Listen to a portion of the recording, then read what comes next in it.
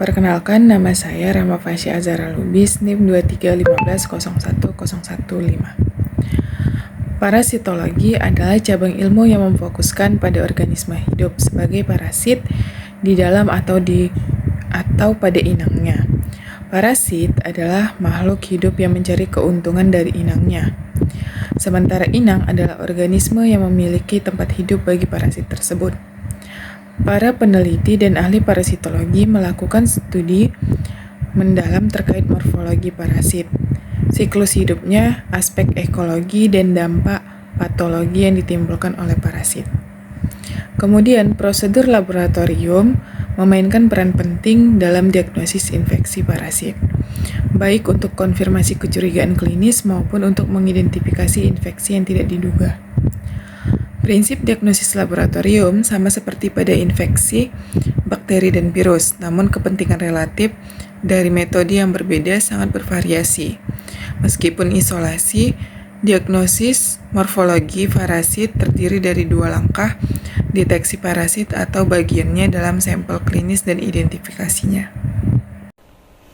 Saya Nurul Huda dengan NIM 2315011026. Selanjutnya diagnostik method in parasitology, yaitu dengan pemeriksaan fisik, mikroskop harus dilengkapi dengan lensa mata mikrometer karena penting untuk mengukur ukuran parasit.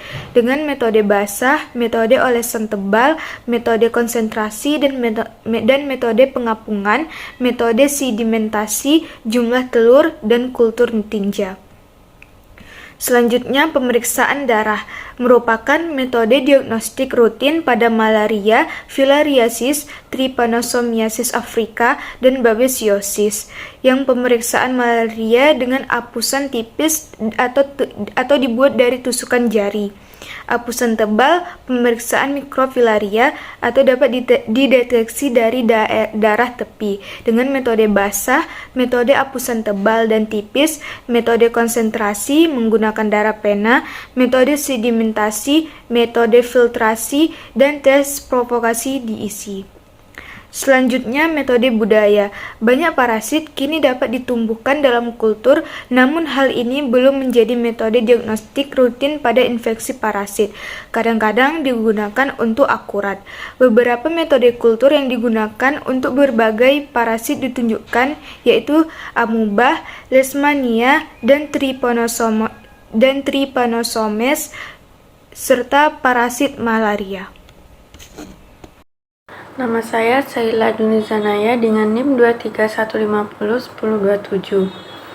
Yang keempat yaitu ada inokulasi hewan. Inokulasi hewan ini dapat digunakan untuk mengisolasi Toxoplasma gondii dari orang yang terinfeksi. Kelenjar getah bening atau bahan biopsi lainnya itu diinokulasi secara intraperitoneal ke tikus yang mengalami imunosupresi.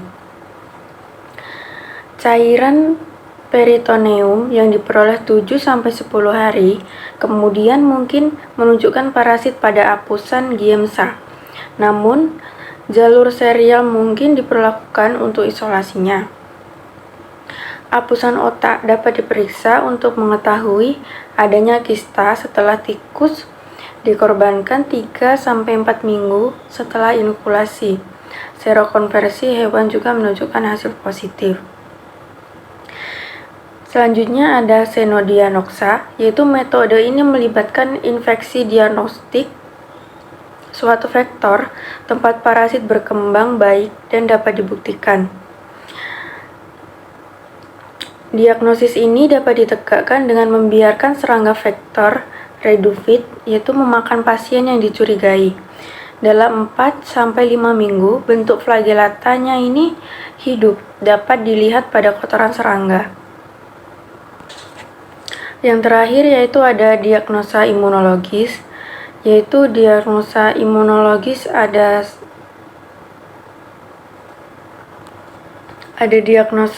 imunologis. Yang pertama yaitu ada serologis. Beberapa tes serologis ini telah dikembangkan untuk mendeteksi antibodi terhadap parasit menggunakan antigen dari parasit yang dibudidayakan atau dari infeksi alami atau eksperimental pada hewan atau manusia. Contoh penerapan serologi pada parasit ini ada amebiasis, leishmaniasis, cacing usus, toxocariasis, ada malaria, toxoplasmosis, filariasis, dan yang terakhir yaitu ada echinococcus.